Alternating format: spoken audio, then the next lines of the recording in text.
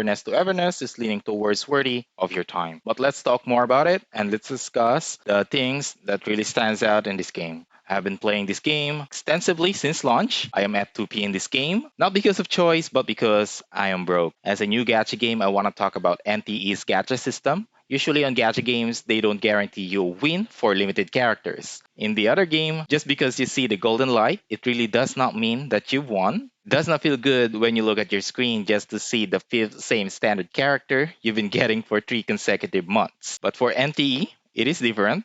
There are no 50-50 for limited banners in this game. Once you save up enough pool for the limited character of your liking, it will definitely be yours. The soft pity and hard pity in this game is not bad at all. It starts at 70 pools for soft pity and guaranteed character is not with 180 pulls, not with 160 pulls, and definitely not 120 pulls. It will be guaranteed on your 90th try.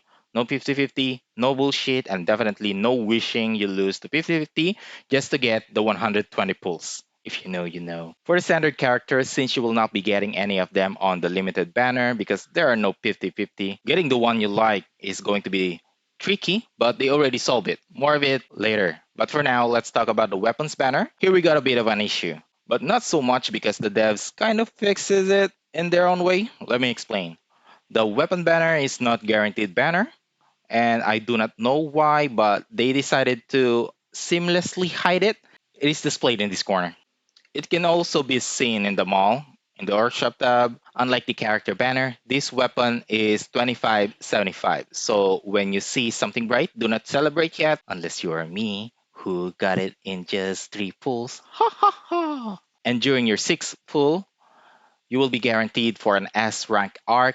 And on the 8th pull, you will be guaranteed to get the signature arc or the limited arc for the current limited banner. I also want to disclose that every pool here costs 10 tri-key, so it basically counts as 80 pools guaranteed to have the limited arc.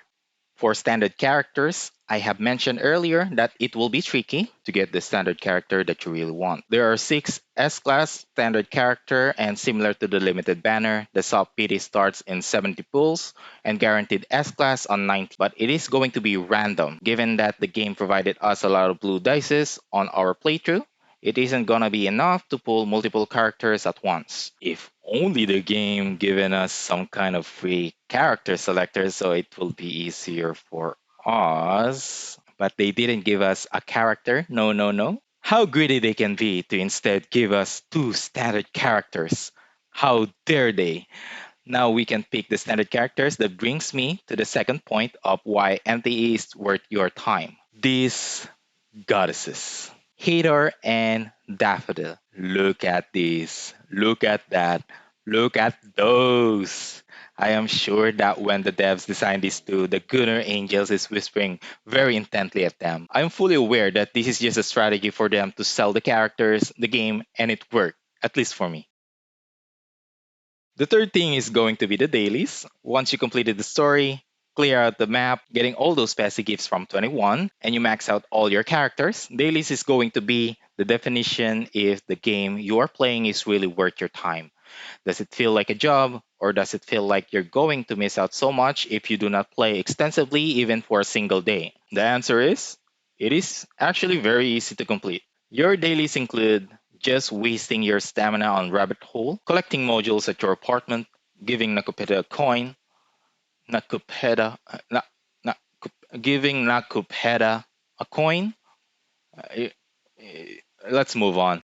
And this is optional, but wishing on the fortune tree to receive bond experience. There are also some aspects of the game that pushes you to log in even twice a week. More specifically, on the City Tycoon, on the Copy by Origin, Pink Paws, Mammon, weekly boss rewards, and on your apartment as well, the Floppy Cotton. To simplify, the game actually respects your time. You do not have to invest so much time once you have done playing the story.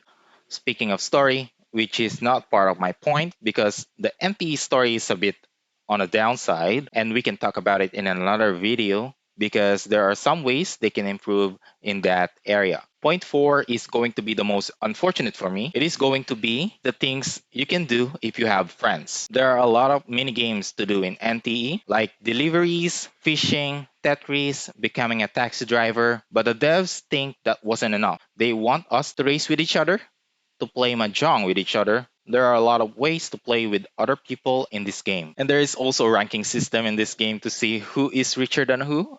NTE is really a lot of games in one. The last point I want to give you guys is the devs themselves.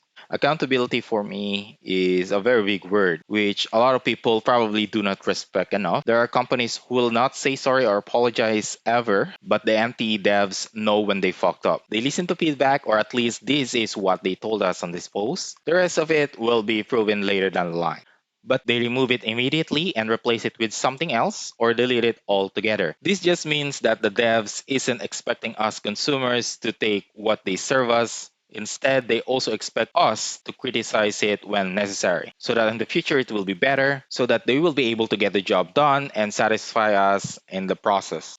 For us to get our money and time's worth, this is the biggest thing for me. There are games who only take actions after 2 patches, and there are some who completely ignore people feedback. Like a simple skip button, too much to ask? Why Genshin? Why Huyo? You are like a brother to me. So to sum it up, I am very satisfied on my playthrough with NTE. I enjoy all the anime style art, the comedy, but I must admit that there are a lot of improvements that needs to be done with the actual story. Like they really need to work it out. Nevertheless, there are a lot of potential in the game for the future to come. You can even bonk an NPC that looks like 𝗖cie𝗽𝘆𝗵𝗵 if you want to. I really enjoy this game and I'm also excited for what is to come. Like Hotori and her time-stopping abilities. Please subscribe if you like my opinions. If not, comment on the things I need to improve. Kirich you out. Something something.